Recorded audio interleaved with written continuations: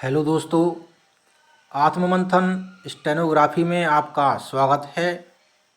100 शब्द की गति से आरएसएम एसएसबी या आरएसएसबी के लिए डिक्टेशन शुरू होगा कुछ समय बाद।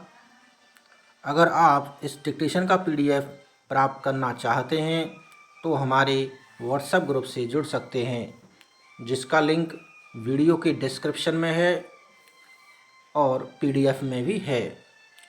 डिक्टेशन शुरू होने में 3 सेकंड शेष। स्टार्ट।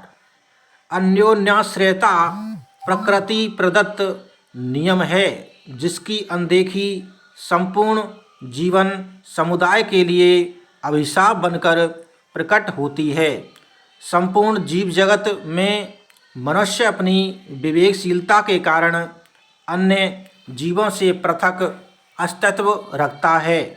उसकी विवेकशीलता विकास के लिए सम्यक प्रयास करने में ही अंतर्निहित है, किंतु मनुष्य जाति के साथ यह दुर्भाग्य ही रहा है कि उत्पत्ति काल से लेकर आज तक दुर्गुण और सद्गुण ने उसे समान रूप से घेरे रखा है। अपने विकास की प्रक्रिया में उसने प्राकृतिक नियमों का उल्लंघन आंख मूंद कर किया है और इस प्रवृत्ति के उत्पन्न विनाश का शिकार भी वह स्वयं ही सर्वाधिक हुआ है। धर्म और विज्ञान विश्वव्यापी पद है और इन दोनों में से किसी भी एक के बिना संपूर्ण विकास की कल्पना नहीं की जा सकती। धर्म हृदय से उत्पन्न निर्विकार भाव है, जो मनुष्य की नैतिकता का संचालन करता है, और विज्ञान मस्तिष्क के उत्पन्न तथ्यपरक सिद्धांत, जो भौतिकता का पोषण करता है, एक पथ प्रदर्शक है। तो दूसरा संचालक परमाणु बम के सिद्धांत के प्रतिपादक अल्बर्ट आइंस्टीन की यह उक्ति इसी संदर्भ में है कि धर्म के बिना विज्ञान लंगड़ा है और विज्ञान के बिना धर्म अंधा। स्थूल रूप में देखने पर धर्म और विज्ञान परस्पर विरोधी होते हैं। जो धर्मांध हैं उनके द्वारा विज्ञान की उपेक्षा की जाती है और जो विज्ञानांध हैं वे धर्म की उपेक्षा करते हैं। किंतु जब हम व्यापकता के साथ देखते हैं तो यह प्रतीत होता है कि प्रकृति के कण कण में धर्म और विज्ञान का संयुक्त निवास है। नैतिकता और भौतिकता दो परस्पर विरोधी प्रवृत्ति वाली मान्यताएं हैं, किंतु दोनों का सम्यक समावेश विकास के लिए अपेक्षित है। नैतिकता धर्म का प्रतीक है और भौतिकता विज्ञान का। धर्म और विज्ञान दोनों ही ने मनुष्य जाति के विकास में समान रूप से सहयोग किया है। धर्म ने मानसिक एवं आत्मिक दृष्टि से दृढ़ता प्रदान की है, तो विज्ञान ने भौतिक दृष्टि से। मनुष्य यदि अपने जीवन को यथार्थ रूप में सफल बनाना चाहता है तो उसे दोनों प्रकार की सुख शांति की आवश्यकता होती है। मानसिक सुख शांति और आध्यात्मिक सुख शांति। दोनों प्रकार की सुख शांति तभी संभव है जब धर्म और विज्ञान साथ साथ चलेंगे। धर्म मनुष्य की हार्दिक भावना है और यह उदात्त रूप में प्रकट होती है। मनुष्य की भावना जब उच्चता, पुनीतता और पवित्रता प्राप्त कर लेती है, तब नैतिकता रूपी धर्म की उत्पत्ति होती है।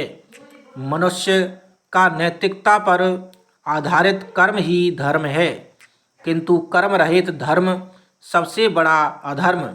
धर्म और विज्ञान परस्पर आश्रित होते हुए भी सर्वथा पृथक प्रतीत होते हैं और धर्म तथा विज्ञान की प्रमुखता के आधार पर संपूर्ण विश्व के मनुष्य दो आधारों पर बटे हैं, धार्मिक और वैज्ञानिक। धार्मिकतावादी विज्ञान की उपेक्षा करते हैं और वैज्ञानिकतावादी धर्म की। यह तो हमेशा से देखा गया है कि मनुष्य जाति एक पक्षीय भावना के साथ जब भी आगे बढ़ी है, तभी उसे विकास की जगह ह्रास का सामना करना पड़ा है, क्योंकि केवल नैतिकता अथवा केवल वैज्ञानिकता के आधार पर मानव का सर्वांगीण विकास कठिन ही नहीं असंभव भी है। प्राचीन काल से मध्यकाल तक अधिकांश समय तक विज्ञान पर धर्म का वर्चस्व रहा और धार्मिक संकीर्णता के कारण मानव का भौतिक विकास नहीं हो सका। धर्म विज्ञान की बिना अंधा प्रतीत हुआ और शासकों ने धार्मिक भावना के साथ खिलवाड़ करते हुए शोषकों का रूप ले लिया तथा प्रजा को शोषितों का रूप प्रदान कर दिया गया। लोगों के धर्म परिवर्तन तथा धार्मिक रीति रिवाजों के अनुपालन के लिए जोर जबरदस्ती की गई। इससे जनता का धर्म के प्रति धीरे धीरे विश्वास टूटने लगा और वैज्ञानिकों का आगमन उनके लिए नई जिंदगी का सूर्योदय प्रतीत हुआ।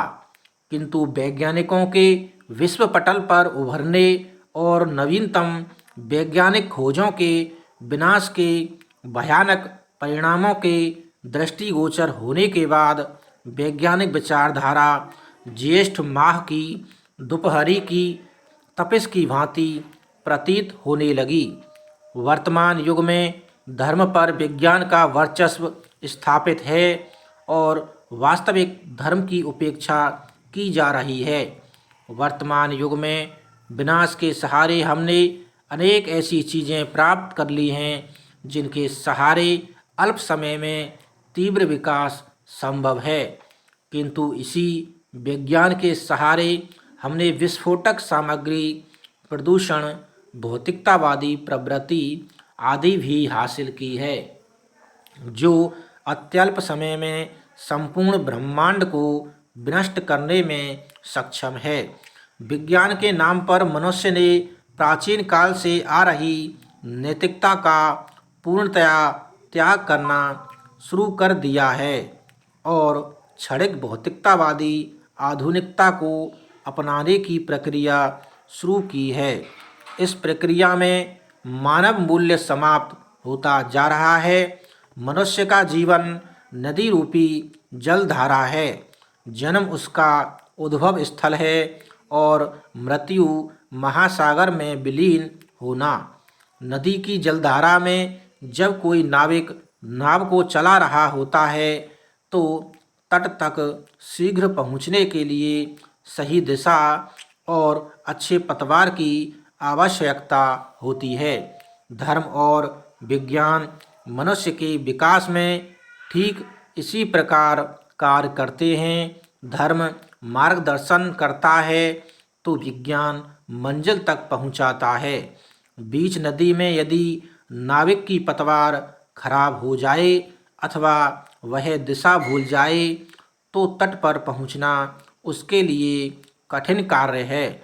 मनुष्य भी विज्ञान और धर्म में से किसी एक को छोड़कर चले तो वह भी अपने जीवन को सफल बनाने में अक्षम है।